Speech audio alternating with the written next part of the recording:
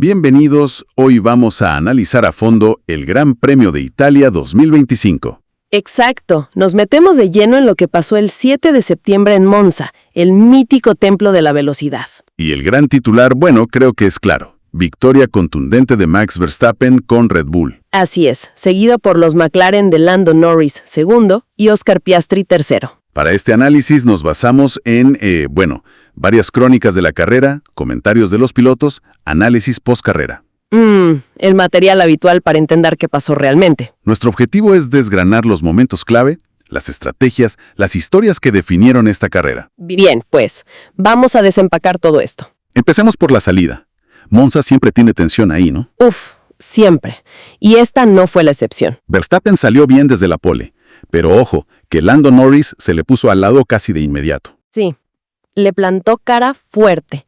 Y en esa lucha rueda a rueda hacia la primera chicane, pasó lo que a veces pasa en Monza. Exacto.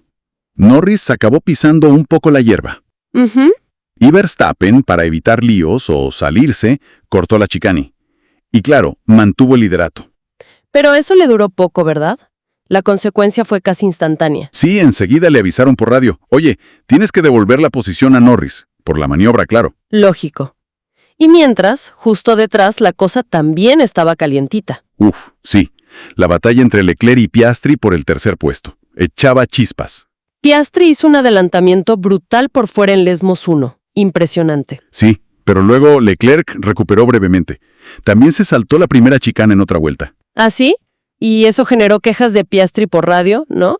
Dijo algo como que Leclerc iba algo descontrolado frenando. Sí, se quejó. Mientras todo esto pasaba, Hamilton ya empezaba su típica remontada. Y Alonso también ganaba puestos, ¿no? Se puso séptimo u octavo bastante rápido. Correcto. Y Sainz también. Ganó una posición inicial, estaba duodécimo. Mucha acción al principio. Sí, muchos fuegos artificiales. Pero una vez que Verstappen devolvió la posición y se asentaron un poco, ¿cómo empezó a jugarse la estrategia? Bueno, ahí entras tú. ¿Qué viste en esa fase? Pues mira, la acción fue inmediata, como dices, y esa orden de ceder posición fue interesante. Verstappen cumplió, pero la recuperación fue fulminante. Enseguida. Sí, en la vuelta 4 ya estaba de vuelta. Adelantó a Norris por fuera en la curva grande y retomó un liderato que, en términos de ritmo, ya no soltaría. A partir de ahí, se vio superior. Claramente. Y un factor clave en esta primera parte que condicionó mucho la estrategia de todos fue la gestión de los neumáticos medios. Duraron más de lo esperado. Muchísimo más. Contra lo que pensaban muchos equipos, incluidos Red Bull y McLaren. Esos medios demostraron una durabilidad excepcional en Monza. Y eso llevó a alargar el primer stint, ¿no? Exacto. La mayoría decidió estirar y estirar esa primera tanda. Y mientras, vimos cómo se formaba un tren de DRS bastante importante. Ah, sí, detrás del Sauber de Portoleto, ¿verdad? Justo. Y eso fue un verdadero quebradero de cabeza. Para algunos, para Alonso, por ejemplo, que iba octavo. Claro, con el Aston Martin necesitaba ese DRS como el aire para defenderse en las rectas. Vital. Y también para Sainz, que estaba atascado duodécimo y no podía progresar. Mientras Verstappen, ya líder de nuevo, iba construyendo su ventaja poco a poco. Sí, vuelta a vuelta. Se veía un control que contrastaba con lo apretada que había estado la clasificación el sábado. Parecía que la paciencia y gestionar bien los neumáticos iban a ser la clave. Sí, pero claro, Monza siempre tiene alguna trampa escondida. Y vaya si las tiene. Y desafortunadamente esas trampas se cebaron con los pilotos españoles esta vez. Sí, fue una pena. Tuvimos 2 momentos muy desafortunados para ellos. Primero, el abandono de Fernando Alonso. Fue sobre la vuelta a 25 o 26, ¿no? Sí, por ahí. Y fue algo casi absurdo. Totalmente. Al pasar por un piano saliendo de Ascari, algo que hacen 1000 veces. La suspensión delantera derecha dijo, hasta aquí, ¡pum! Se le escuchó por radio, ¿no? Un increíble lleno de frustración. Sí, imagínate. Estaba aguantando bien en los puntos. Octavo. Aprovechando ese tren de DRS. Se esfumó una buena oportunidad. Un final muy amargo para él. Y la mala racha para los españoles siguió más tarde. Sí, en la vuelta 41. El incidente entre Carlos Sainz y Ollie Behrman. Ese también fue un momento complicado. Sainz intentaba adelantar al Haas en la frenada de la primera chicane. Se metió por el interior, se emparejaron y... Hubo un toque. Ambos trompearon. Por suerte pudieron seguir, pero claro, Sainz cayó hasta la 14ª posición. Adiós a los puntos prácticamente. Berman se quejó por radio, ¿no? Dijo que Sainz le había cerrado o algo así. Sí, se quejó. El incidente se investigó y al final, bueno, la FIA le dio una reprimenda a Sainz. ¿Por el toque? Parecía un lance de carrera. No exactamente por el toque, fue por no haber usado la vía de escape designada en una maniobra defensiva justo antes, en esa misma vuelta. Un poco lioso. Vaya, otro contratiempo más para Carlos. Lejos de los puntos ya. Es que así es la F1, ¿no? Pequeños detalles, incidentes, y te arruinan el fin de semana. Totalmente. Y mientras esto pasaba con los españoles, la partida de ajedrez en los muros seguía a toda máquina. Exacto. Mientras unos tenían mala suerte, otros estaban tomando decisiones estratégicas súper importantes. La estrategia dominante parecía clara, una sola parada. Empezar con medios y acabar con duros. Pero lo que comentabas antes de la durabilidad del medio lo cambió todo, ¿verdad? Lo cambió todo. Los líderes, Verstappen, los dos McLaren, Leclerc, Hamilton, estiraron y estiraron ese primer relevo mucho más de lo previsto. Verstappen fue el primero de los de arriba en parar, ¿no? Vuelta 38. Sí, vuelta 38. Montó los duros y salió tercero, justo detrás de los McLaren que seguían en pista. Y ahí McLaren hizo algo interesante. Decidieron quedarse fuera más tiempo. Jugaron una carta diferente, sí. Quizás esperaban un coche de seguridad tardío O quizás buscaban llegar a una ventana para poner blandos al final y atacar. Podría ser. Piastri entró en la vuelta 46 y efectivamente le pusieron los blandos. Y entonces, el momento clave para McLaren. La parada de Norris en la vuelta 47. ¡Ay, esa parada! Fue un pequeño desastre. Casi 6 segundos. Una eternidad hoy en día. ¿Qué pasó? ¿Problema con una pistola? Sí, parece que con la pistola de la rueda delantera derecha. Y ese error fue carísimo. Porque Piastri salió por delante de él, ¿cierto? Cómodamente por delante. Es fascinante ver cómo un fallo así, un error operativo en boxes, puede cambiar toda la jerarquía interna, sobre todo cuando los dos pilotos están luchando por cosas importantes. Y esa reconfiguración forzada por el error nos llevó directamente al momento más polémico de la carrera, ¿no? Las órdenes de equipo en McLaren. Sí, el tema del día seguramente. Con Piastri ahora por delante de Norris, pero no por ritmo, sino por ese fallo en boxes.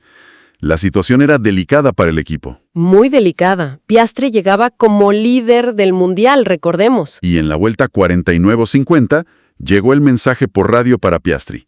Deja pasar a Lando. Así, directo. El australiano acató la orden, se le escuchó decir algo como, bueno, resignado no, es parte de las carreras, o algo así. Le dijeron que después podrían luchar, pero bueno, la posición ya estaba cambiada. Se restauró el orden natural que había antes del error. Una decisión controvertida, sin duda. Y mientras todo este drama interno se cocinaba en McLaren, Max Verstappen estaba, en otra galaxia. Literalmente. Una vez que todos pararon, recuperó el liderato virtual y empezó a volar. Su ritmo era inalcanzable. Abrió una brecha enorme. Cruzó la meta con casi 19 segundos de ventaja sobre Norris. Una barbaridad. E incluso se permitió marcar la vuelta rápida casi al final. Un 1:21.003. Estratosférico. Así que el podio quedó, primero Verstappen, segundo Norris, tercero Piastri.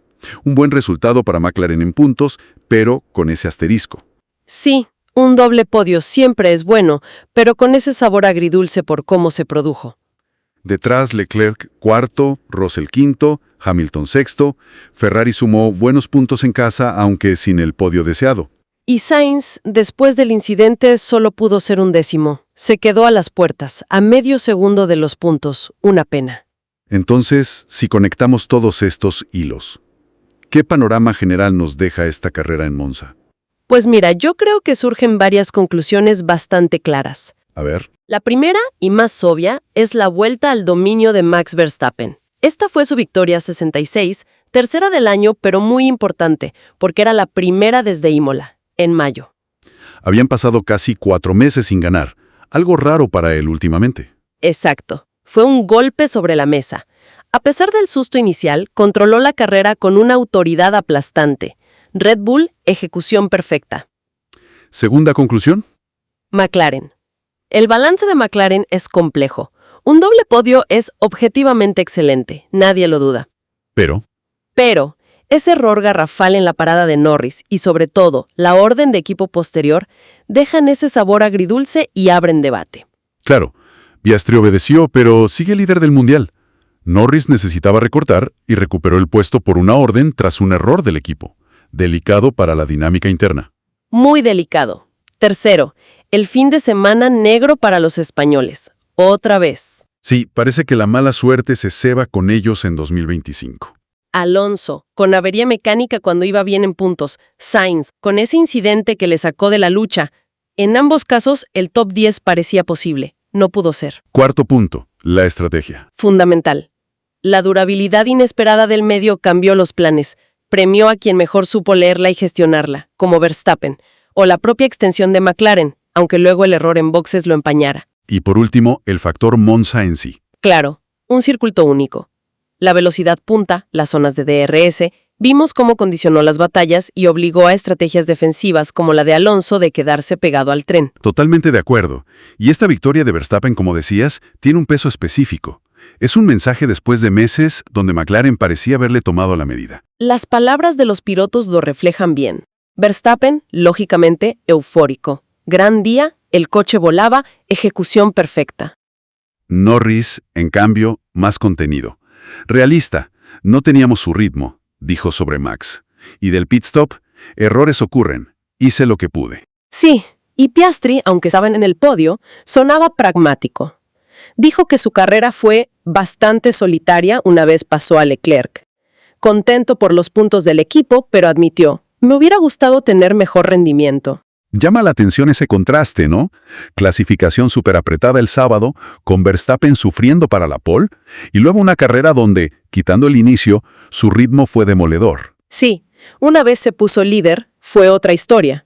Y sin duda, esa gestión de la situación en McLaren con la orden va a dar que hablar, internamente y de cara al campeonato. Entonces, para ir cerrando, el resumen claro es: Max Verstappen vuelve a ganar y lo hace con autoridad en Monza.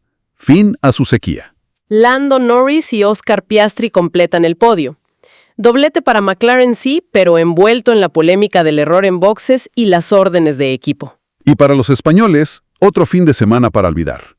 Sainz 11º tras un toque, Alonso retirado por avería cuando estaba en los puntos. Una carrera marcada por el regreso triunfal de Verstappen, la tensión interna en McLaren y esa mala fortuna que persigue a los nuestros este año. Exacto. Una historia con varios frentes abiertos. Y todo esto nos deja con una reflexión final interesante, creo, sobre todo mirando hacia adelante en el campeonato. ¿Cuál sería? Pues pensando en esa lucha tan apretada que mantienen los dos pilotos de McLaren por el título, y viendo la decisión del equipo de intervenir con órdenes para, en esencia, corregir un error operativo propio en la parada de Norris.